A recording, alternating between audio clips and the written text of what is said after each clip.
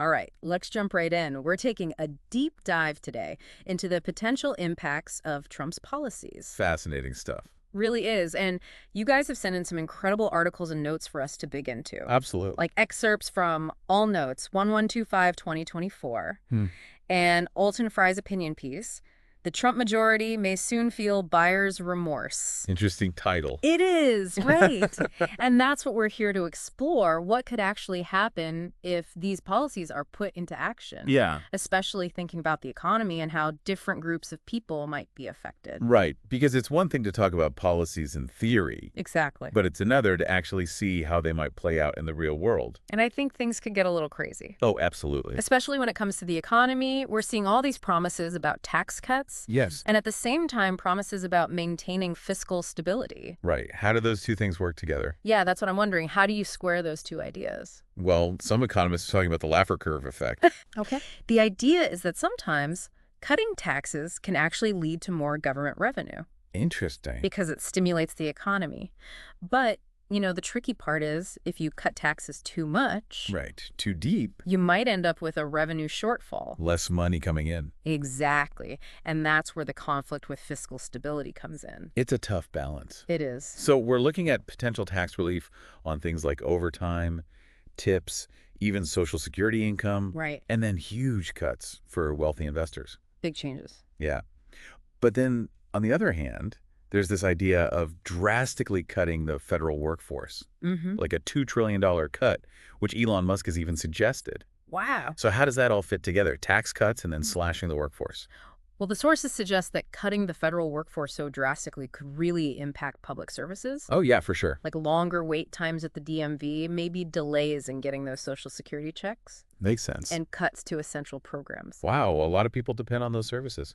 Absolutely, and that's a big concern that's being raised. And then flipping it around, what if those tax cuts don't actually lead to the economic growth they're promising? Right. Won't that just blow up the national debt even more? That's the big question, right? The U.S. already has a significant national debt. It's huge. And if we keep adding to it without a clear plan to pay it down, that could have some serious long-term consequences. Like, what kind of consequences are we talking about? Well, it could lead to higher interest rates, which would make it harder for businesses to borrow money and invest. Okay, so it could actually slow down economic growth. Yeah, it's a delicate balancing act, and the sources seem to suggest that things could easily go the wrong way. That's a little worrying. It is. And then there's this whole thing about tariffs, which Trump seems to really like using them. He does. Like, they're the answer to everything, especially for boosting American manufacturing. Right, but it's not that simple, is it? Yeah, I was going to say, isn't that oversimplifying things a bit? Tariffs are complicated. They can work, but it depends on a lot of different factors. Okay.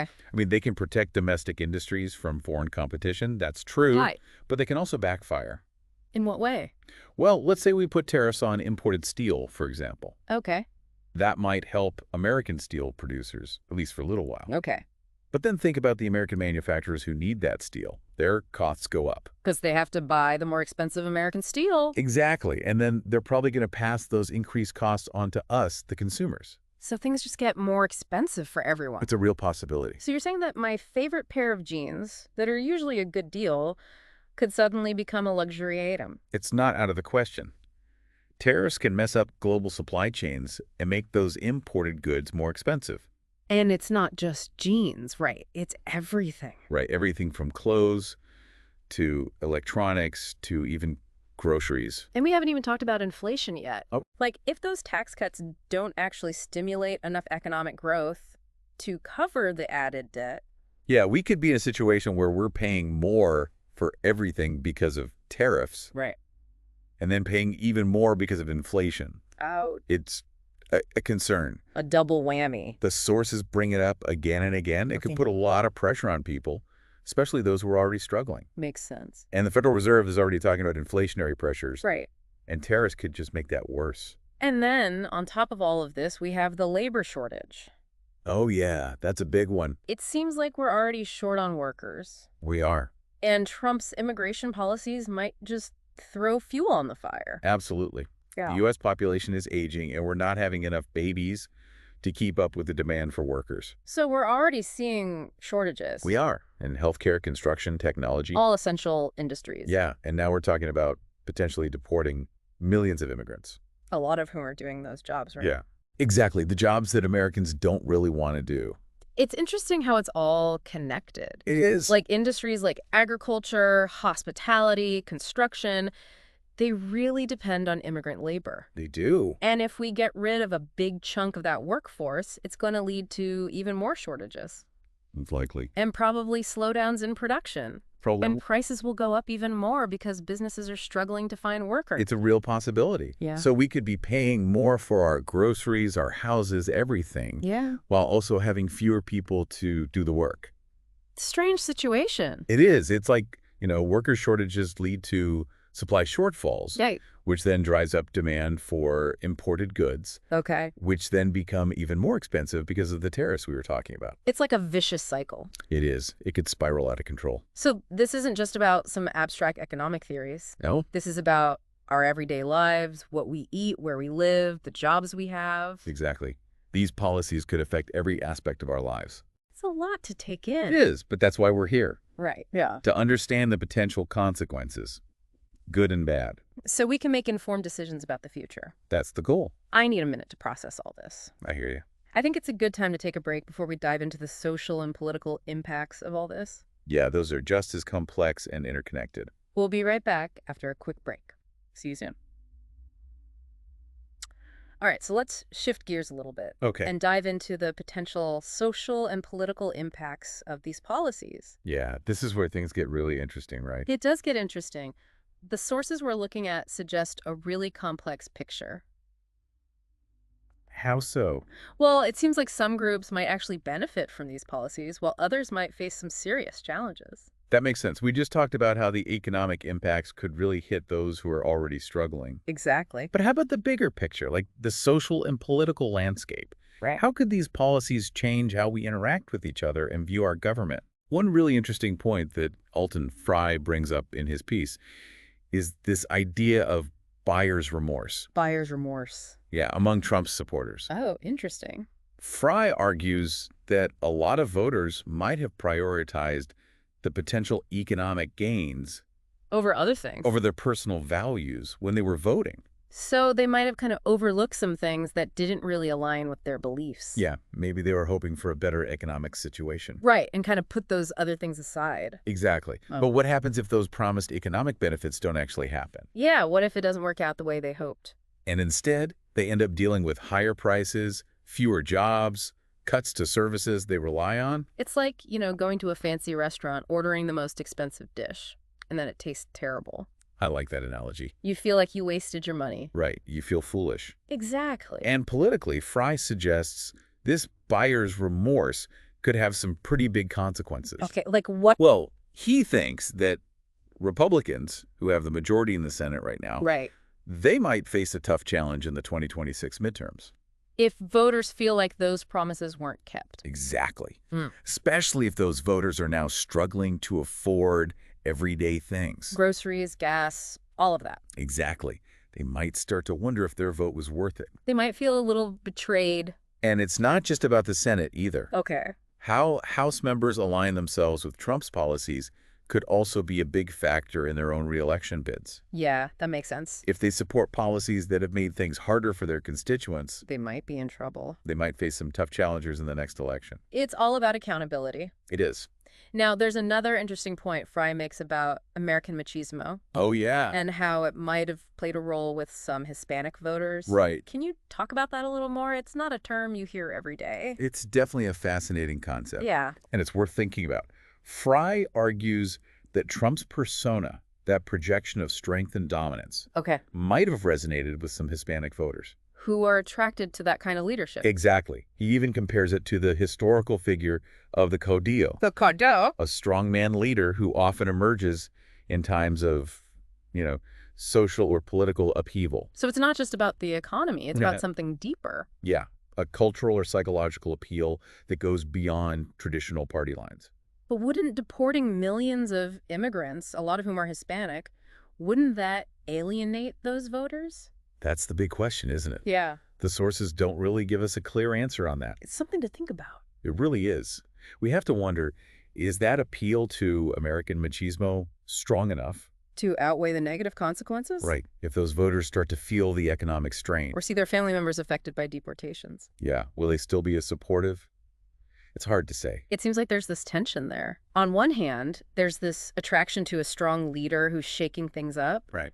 But on the other hand, these policies could have a real impact on their lives and their communities. A very real impact. So it's a tough spot to be in. It is. And it's something that political analysts are going to be watching very closely over the next few years. How these tensions play out could really change the political landscape. Absolutely. Now, we've been talking a lot about the potential downsides of these policies. Right. But are there any groups who might actually benefit from all of this? That's a good point. It can't be all negative, right? Well, the sources do suggest that a lot of Americans could face some economic hardship, Right. but some sectors of the economy might actually see some gains. Okay, like who? Businesses that benefit from less regulation, Right. or those tax cuts, for example. Okay, so their profits might go up. They could. But that could mean a bigger gap between the rich and the poor. That's a worry that some economists have. If all the benefits go to the wealthy and the costs fall on the middle class and the poor. It could make existing inequalities even worse. And potentially lead to social unrest. It's a possibility. It's almost like we're headed for two different Americas. Yeah, two different realities. And that's a powerful image, right? It is. It captures that potential for division that these policies could create. This is a lot to think about. We've gone from economic uncertainty to buyer's remorse, from American machismo to social unrest. It's a lot, I know. It seems like every part of American life could be affected by these policies. It's a complex web of interconnected issues, that's for sure. And understanding those connections is so important. It is. It's how we navigate this new territory. So where do we go from here? Right. What's the message for our listeners who are trying to make sense of all this? That's the question, isn't it? It is. We'll explore that more in our final segment. Okay.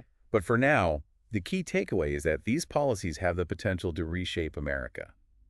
In big ways.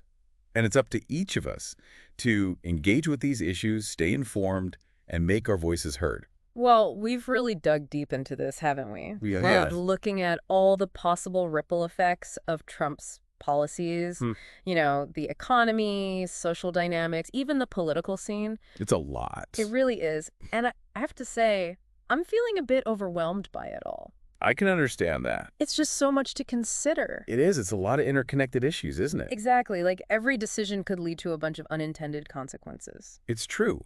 But I think that's exactly why we need to have these conversations. You're right. To really understand the challenges and opportunities ahead of us.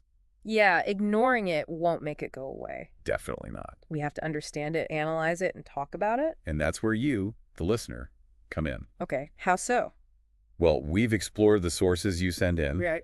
unpacked the main arguments, highlighted the points of friction, the uncertainty. Yeah. Now it's your turn to take this information and think critically about it.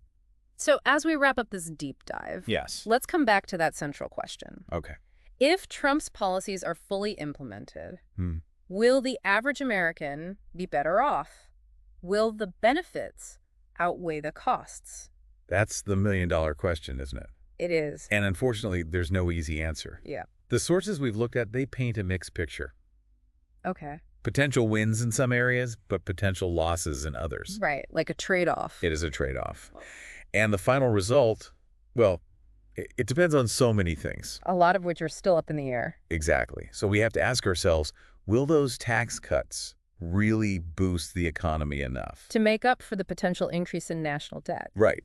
And will the benefits of less regulation outweigh the risks? To things like consumer safety and the environment. These are the questions we each need to think about. Yeah, we can't just accept the sound bites and slogans. No. We have to dig deeper, engage with the nuances. And think long term? Exactly. Not just about the immediate gains. We can't be passive about this. Absolutely not. We have to be informed, engaged citizens. And hold our leaders accountable. For the choices they make. Exactly. And remember, this is an ongoing conversation. It doesn't end here. No, things are constantly changing in politics. New information coming out all the time. Exactly. So what we've talked about today, A starting point a framework for understanding the potential impact. of these policies. But it's up to each of us to keep exploring, keep questioning, Keep the conversation going. because the future isn't set in stone. It's shaped by the choices we make. And those choices are in our hands. Thanks for joining us for this deep dive. It's been a pleasure. We'll see you next time.